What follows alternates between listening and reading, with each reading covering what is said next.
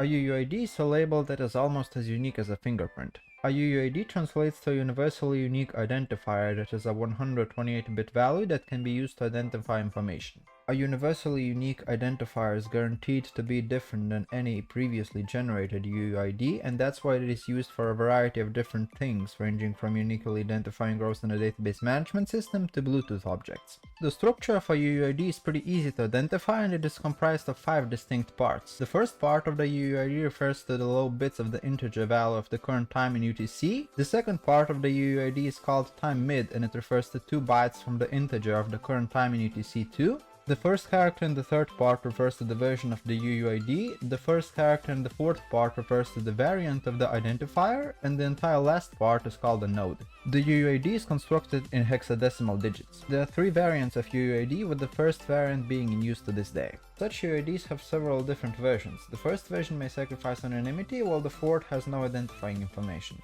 There are also so-called nil UUIDs that are not unique and may be used as templates. Subscribe to know more about UUIDs and database management systems and beyond, and until next time.